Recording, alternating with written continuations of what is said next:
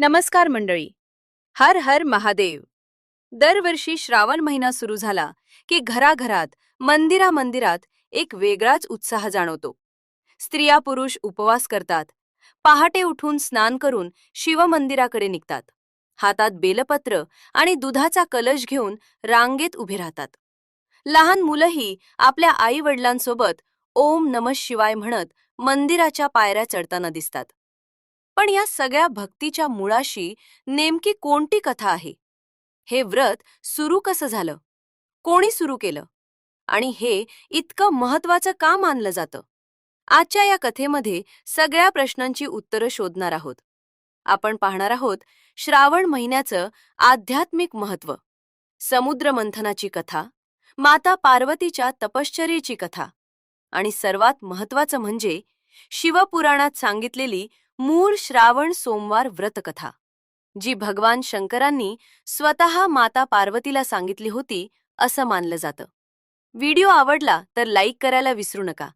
Channel subscribe करा आणि bell icon दाबून ठेवा, म्हणजे अशा आणखी भक्तिपर कथा तुमच्यापर्यंत सर्वात आधी पोहोचतील. हिंदू पंचांगानुसार श्रावण हा वर्षातील 5वा महिना आहे. या काळात मान्सून पूर्ण बहरात असतो.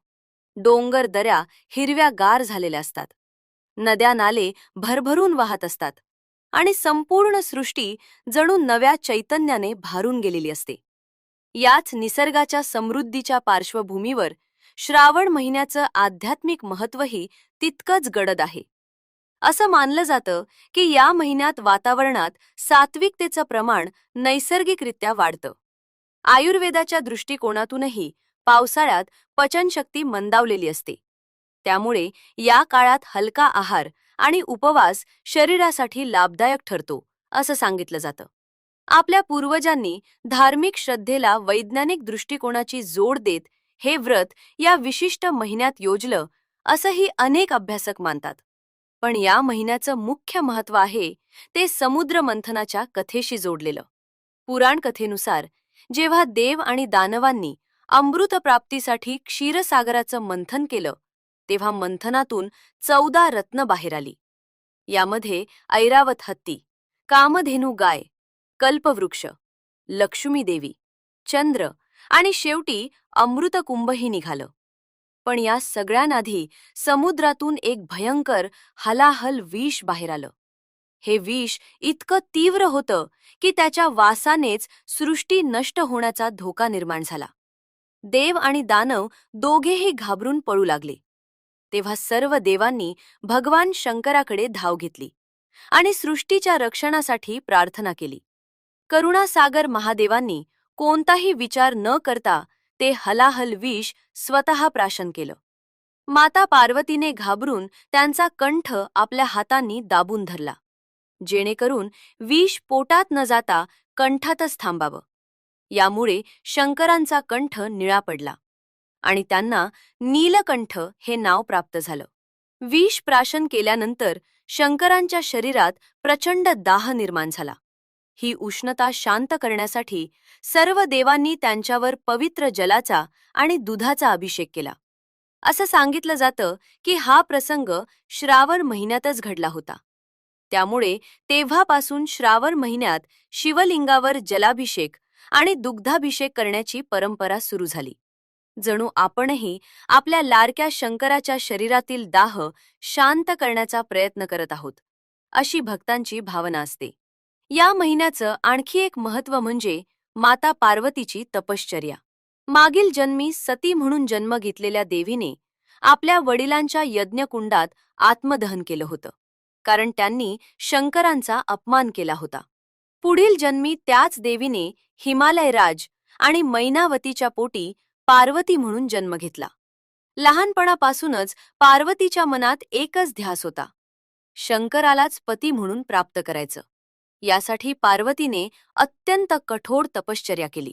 उन्हाळ्यात पंचाग्नी साधना, हिवाळ्यात बर्फाच्छादित पर्वतांवर तपस्या आणि पावसाळ्यात मुसळधार पावसात उघड्यावर बसून तप. अशा प्रकारे तिने वर्षानुवर्षे तपश्चर्या केली. असं मानलं जातं की श्रावण महिन्यातच तिची ही तपश्चर्या पूर्णत्वास गेली आणि भगवान शंकर तिच्यावर प्रसन्न झाले. त्यांनी तिला वरदान दिलं आणि तिच्याशी विवाह करण्याचं मान्य केलं. म्हणूनच श्रावण महिना हा केवळ उपवासाचा महिना नाही, तर तो शिव पार्वतीच्या अलौकिक प्रेमाचा, भक्तीचा आणि समर्पणाचा महिना मानला जातो. या महिन्यातील प्रत्येक सोमवार शंकराला समर्पित असतो, कारण सोमवार हा सोमाचा म्हणजे चंद्राचा वार आहे आणि चंद्र हा स्वतः शंकराच्या जटेत विराजमान आहे. त्यामुळे सोमवारी शिवपूजा केल्याने विशेष फल प्राप्त होतं अशी सार्वत्रिक श्रद्धा आहे. शिवपुराण आणि स्कंदपुराणात एक प्रसंग वर्णिला आहे. एकदा कैलास पर्वतावर भगवान शंकर आणि माता पार्वती एकांतात बसले असताना पार्वतीच्या मनात एक जिज्ञासा निर्माण झाली. ती शंकरांना म्हणाली, हे प्रभू, तुम्ही त्रिभुवनाचे स्वामी आहात, सर्व व्रतांचे आणि तपस्येचे अधिष्ठाता आहात.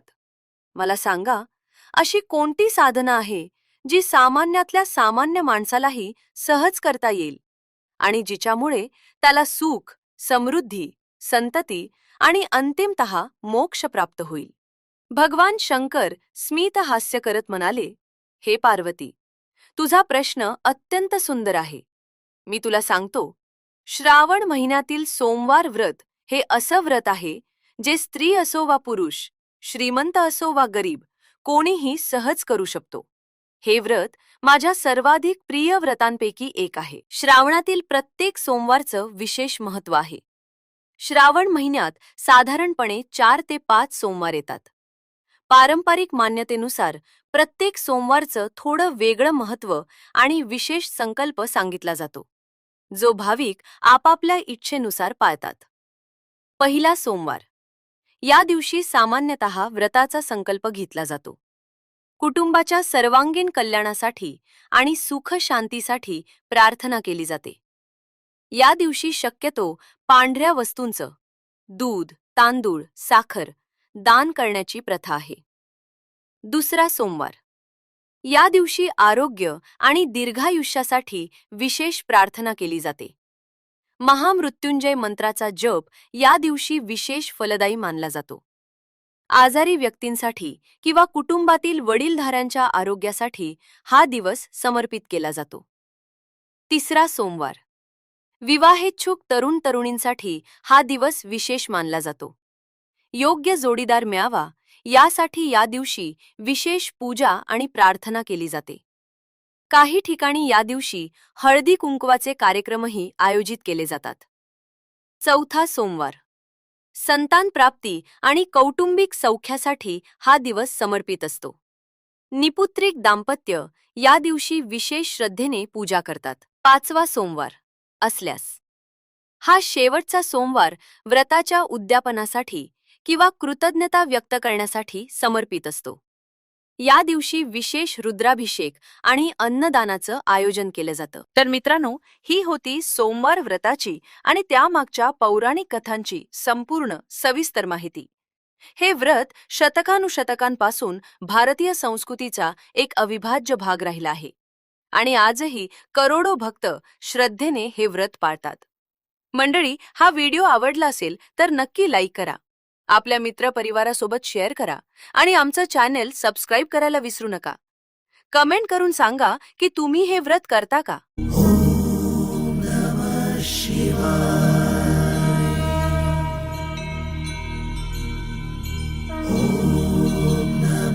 शिवाय.